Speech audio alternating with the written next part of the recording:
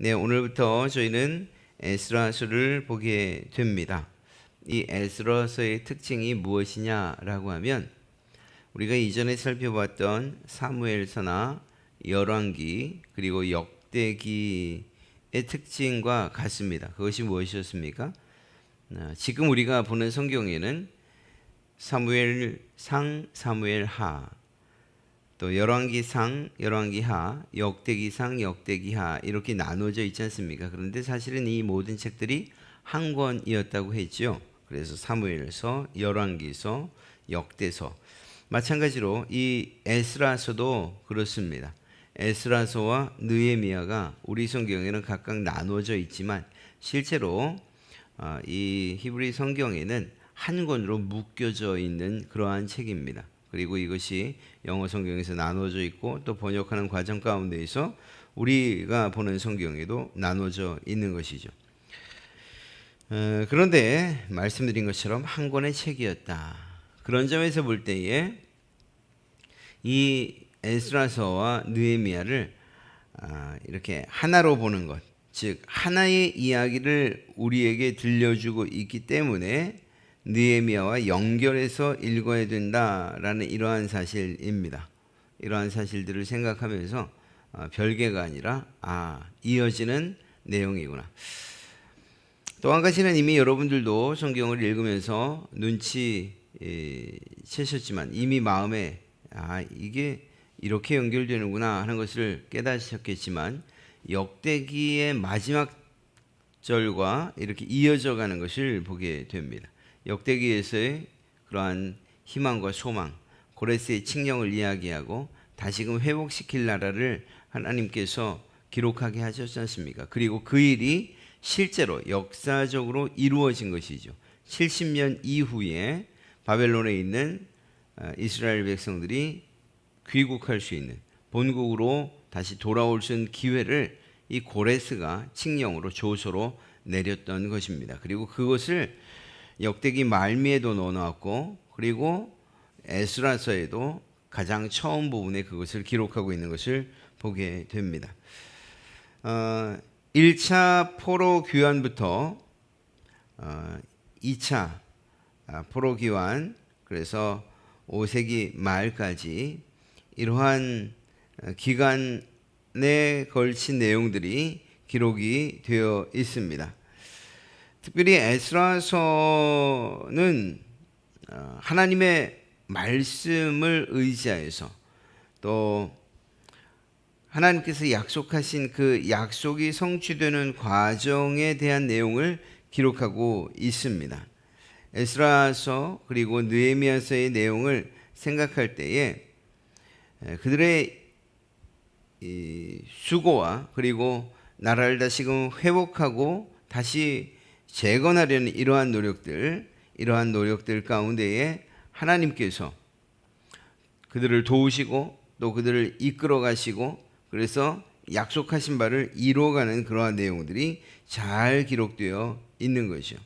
하나님께서 도우신 그 도움도 그리고 또 백성들을 향한 위로도 기록되어 있어요. 그리고 무엇보다 이러한 하나님의 함께 하시는 은혜로 말미암아 아주 열악하고 그리고 또 정말 힘없는 그러한 이스라엘 백성들이 어려운 가운데서도 어떻게 승리하고 있는가 하는 것을 이 두 권의 책 안에 잘 기록하고 있는 것을 보게 됩니다.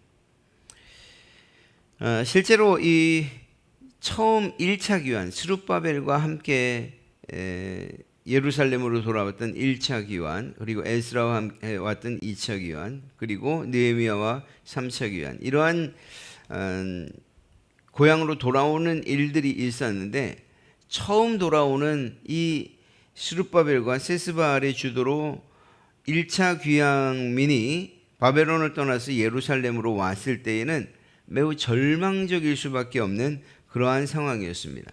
사실 그렇게 고향으로 돌아올 때만 해도 가슴이 두근두근하고 이제 정말 하나님께서 우리에게 약속하신 바가 이루어졌으니 이제 고향으로 돌아가면 모든 것들이 다 준비되어 있고 그리고 건축하고 성전을 바로 세우고 올바른 예배가 드려지고 예전의 다윗과 솔로몬의 그 시대의 영광이 재현될 것이라는 이러한 기대에 부푼 마음으로 고향을 찾아왔습니다. 그런데 정작 1500km나 되는 그러한 긴 여행 끝에 도착한 예루살렘은 자신들이 기다리고 있던 꿈꾸던 그러한 내용과는, 그러한 모습과는 전혀 다른 모습이었습니다. 황폐해질 대로 황폐해져 있고 무너져버린 성벽과 또한 불타버린 성전이 그대로 남아 있었고, 무엇보다 돌아온 그들이 겪어야 했던 것은 가난과 그리고 주변 민족들의 시기와 질투였던 것입니다. 그러다 보니까 실제로는 생존의 위협까지도 느낄 수밖에 없는 그러한 상황이었습니다. 그렇게 돌아온, 기대와 꿈을 안고 돌아왔던 귀향민들에게 있어서 이러한 환경들은 하나님의 은혜를 이 불평과 원망으로 마주할 만큼 깊은 좌절과 그리고 시리에 빠지게 하는 그러한 일들이었습니다. 그리고 무엇보다 우리가 과연 할 수 있을까? 해낼 수 있을까? 하나님의 약속이 우리를 통해서 이루어질 수 있을까? 라고 하는 이러한 의구심과 함께 패배의식에 강하게 사로잡혀 갈 수밖에 없었습니다. 그런데 그러한 상황 가운데 있는 이 백성들, 이스라엘 백성들을 향해 하나님의 주도적인 주권이 강하게 역사한다는 사실을 이 에스라서, 느헤미야서에 기록하고 있습니다. 하나님께서 이들을 마치 죽은 시체와도 같은 이스라엘을 하나님의 강권적인 역사로 말미암아 다시금 일으키시고, 그리고 하나님의 섭리와 주권으로 말미암아 이들이 꿈꾸고 또한 하나님께서 역사하시는 그러한 나라가 온전히 재건될 것이라는 것을 하나님께서 약속해 주고 계신 것, 그리고 그것을 이루어 가시는 과정들이 바로 이 에스라서와 느헤미야에 기록되고 있는 것이죠.